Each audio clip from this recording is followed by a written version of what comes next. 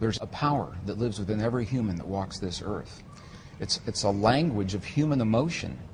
And the power of human emotion that we typically discount in our culture, not so in other cultures, but in our culture, the power of that emotion to literally change the conditions that we're talking about, the conditions of the healing within our bodies. And what the experiments are showing is that this power of emotion has the ability to influence not only our bodies biologically, but beyond our bodies into the physical world on the quantum level. It is a powerful language that other cultures apparently know very well. And in the West, when science came in, science discounted the effects of things that cannot be seen and measured directly 400 years ago. And now they're coming back full circle with the language of quantum science, reincorporating these forces, but the feeling and the emotion and the power of human emotion is among those forces that cannot be seen. The laboratory experiments are documenting the fact, and it is a fact now, that human emotion changes the DNA inside of our bodies and the way we function in this world, and that those effects extend beyond our bodies into the physical matter of the people in the world around us when we learn that language. And it leads us to the understanding that science is simply a language that describes our relationship to ourselves, to one another, to our world, to the universe beyond it. It's a language that describes, in very technical terms, how things work, the mechanics, the nuts and bolts, and how we function within that mechanism that we call life in the universe. The best scientists will freely admit that our science is incomplete. There are a lot of things science simply cannot explain right now. But what if we take the best of the science that we do know and marry that with the languages that have always been here, the languages of spirituality, and those indigenous understandings that tell us we're part of this world and we're part of one another, we're part of a greater creation. We're not separate from these things. What if we marry those two ways of knowing into a greater wisdom? Where will that lead us? The line between science and spirituality is getting very fuzzy, and especially in the language of quantum physics. And if we can flesh out those missing pieces, and it helps us to become better people and create a better world, why wouldn't we want to do that? We already know what it's like to have a world where we all feel separate and we feel like there's not enough to go around. It's a world based in competition. We know where that world has led so far. Let's try something different. What would happen if we embrace one another in a spirit of cooperation like all of the rest of the natural world does, humankind? This is the only species that believes that violent competition is the optimum way to get ahead. And it's based on a false interpretation of Darwin's work back in the mid-1800s.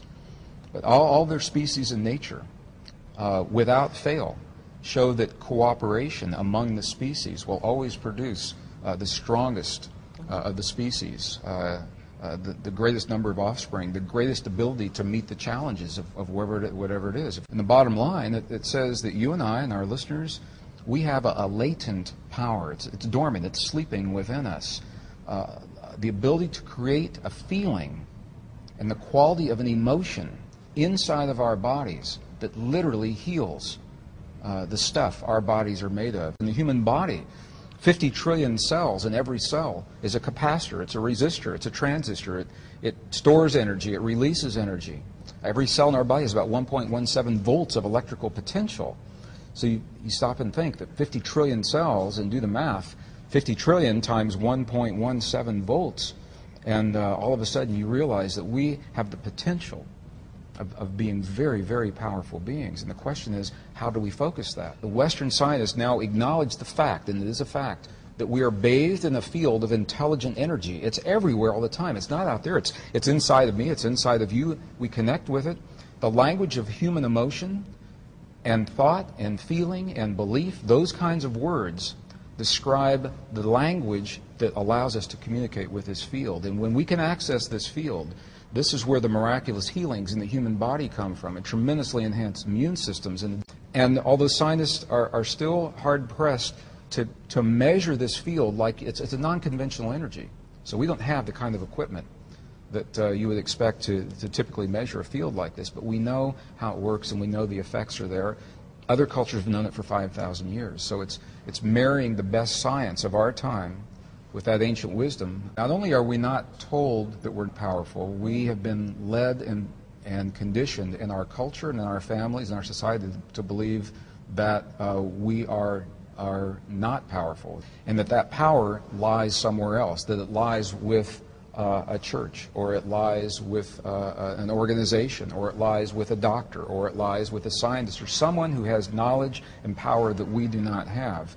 And so when we find ourselves faced with situations in our lives that push us to the very edge of who we believe we are, we believe that we have to go to someone else. So it's about personal responsibility, personal power, and recognizing that we are part of rather than separate from our world.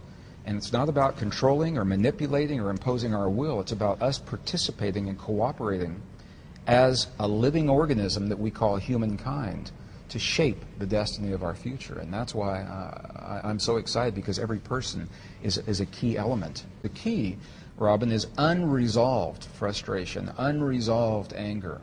That's where we get in trouble with our bodies. We all feel those are. We all feel them because they're signals telling us about our environment, what's happening in the world. We want to feel those. The key is when we do feel them to recognize what they're saying and what to do about them, what they mean to us personally, and to resolve and reconcile whatever it is that is being brought to our attention in that moment. And the language of our heart speaks to the stuff our world is made of, to our bodies and to the physical reality of this world. The world will mirror back what it is that we're feeling in our hearts. When we're feeling anger, hate, jealousy, rage, you're going to see it in your relationships, you're going to see it in your health, you're going to see it in your body. Intuitively, we know that. And the flip side works as well. The key is to hone that feeling of peace or of healing, to feel the things as if they've already happened, to feel the peace in our world as if it's already happened, or the healing in our loved ones as if that healing has already happened. And in that way, we are giving this field something to work with, so it can mirror that back in the quantum world. And there are all kinds of self-help. Everyone learns differently, so what works for my anger and your anger or someone else's may not be the same thing. But the key is to honor the language of human emotion in our hearts. Forgiveness is vital. It's necessary for us to move forward in our lives. We'll all have experiences where we feel betrayed or hurt, where we feel that something has been taken from us by those who had power over us, either physically, emotionally, materially, something like that. We'll all have those experiences. The key to transcending those is to get past them, and you can't get past them by sweeping them under the carpet. Compassion is the word that the Buddhist traditions, we go in those monasteries in Tibet, they look at what's happened to their lives and what they've lost, and you're hard-pressed to find an angry Buddhist in the monasteries in Tibet. And in the pre-Judeo-Christian traditions, there was a sect called the Essenes, E-S-S-E-N-E-S. They wrote entire texts about how we get through those times in our lives, and they said what we do is we bless the things that hurt us.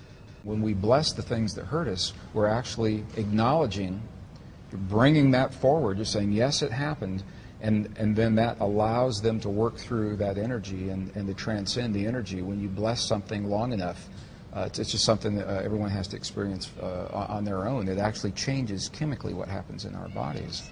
And when we understand that the world around us, and this is the language of quantum physics, when the world around us, we understand it's nothing more and nothing less than a mirror of what we have become from within. Our anger, our hate, our rage, our jealousy, as individuals, is mirrored around us and collectively. Our love, our compassion, our forgiveness, our understanding.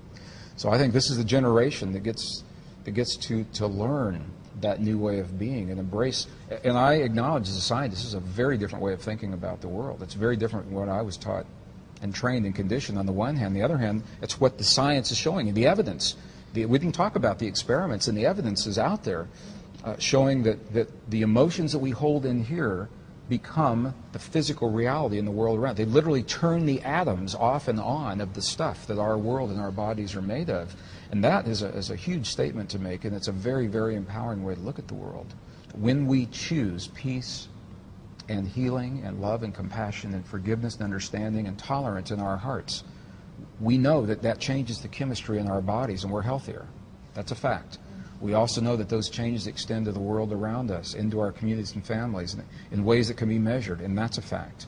And with those two facts, I think that we can move on in this 21st century and not let the frightening conditions of the world disempower us. We can look at that world square in the eye and say, yes, these things have happened. There's a power within us, and maybe we'll outgrow the need for war.